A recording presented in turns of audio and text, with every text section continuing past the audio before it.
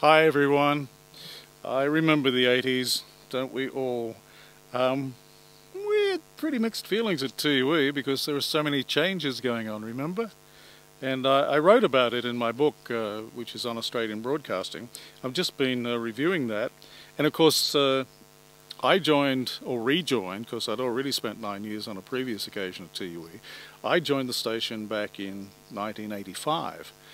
And of course I was only there a few months, and Ray Bean was in place, and Ray Bean was doing a great job, and there was Gary O'Callaghan on breakfast, there was Alan Jones, and there was me taking us through to the afternoon. And what was so significant was that Ray Bean had been a big force at TUW, and now he was at TUE, so we all felt pretty good about it. And he'd introduced a music format to complement the talk format we had. And it was all going very well, and all of a sudden, one day we're told, it's sold!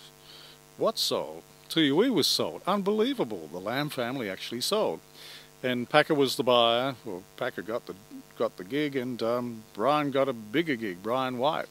He actually got to be the chief executive officer. But what we didn't know about was the new format was going to be CBC, which was broadcasting from somewhere in Australia, but we weren't going to tell the people just where. Well, not just yet. And he brought a galaxy of stars in, remember? Just wonderful people, and some of the things which happened during that time were both amusing and alarming. I mean, to the people like, I think, the newsroom in particular, because I was news director, Mark Collier was general manager, and we were all used to doing things the traditional TUE way. And in comes Brian White with this new deal of, don't really have to have news right on the hour. We had a programmer who said we could have it before, wouldn't matter. Surprise the audience. That would be more of a shock than a surprise.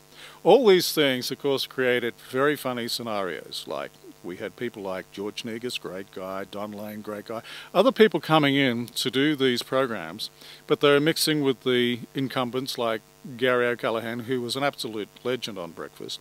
But then he got joined from Melbourne with John Blackman. Great broadcaster too, but that far apart in terms of the type of program they do. And Brian thought, wouldn't it be funny putting them together? So all that happened while we were there, remember, in the 80s. And the things we saw, like George Negus taking on Alan Jones in the corridor and disputing what he had to say about South Africa. Poor Don Lane getting absolutely exasperated by what he was supposed to do. Talk about trams in Melbourne, but this is to a Sydney audience, and you're not to tell them that you're actually broadcasting to Melbourne as well. Just very strange stuff went on, didn't it? But we had good times. Well, I had a news team which was just unbeatable. People like Alan Baskin and Tony Delroy, and of course Russell Powell. And it was difficult for me when Russell came to me one time and he said, well look, Brian's got this idea where we're going to use Channel 9's crews to feed into our news programs. He said, I'm really worried that if the Harbour Bridge fell down, Brian would say, oh, let Channel 9 cover it.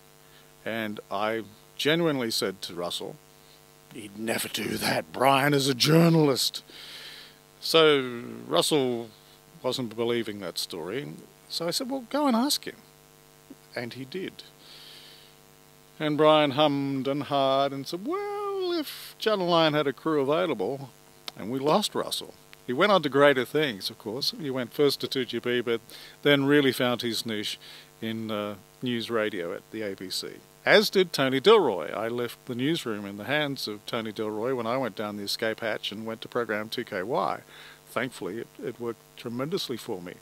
But Tony was there, and Tony was looking at what was happening. It was all bizarre.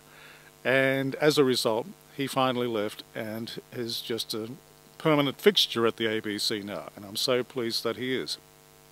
We had a lot of other good people, and there was Liz Swanton, there was Dominic Steele, Alex Payton, and look, if I go through it I'll miss somebody out, so you know that you were a great crew, you won awards, and you were just fantastic to work with. So while the feelings are mixed, I think that it was a great period in time because we all learned a lot from it, as you do as you go through the media.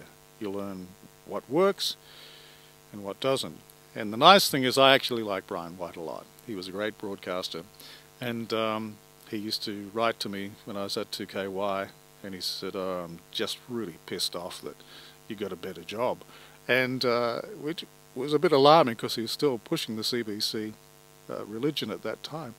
And what happened was he wrote to me and he said, "You know, the funny thing is I'm getting so much more money out of Packer than I was in running the whole shebang." And that's how it was in those times. To all of you, I'm sorry I can't be there because we'd have so much to talk about. I admired your talents, and I certainly saw your successes afterwards as well.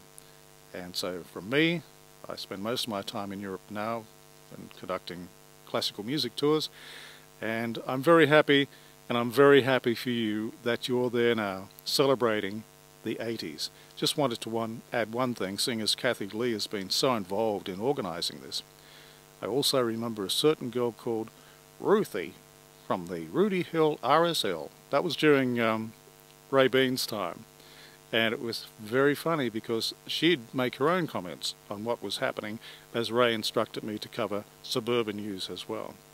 And look, we had some fun. Have fun today.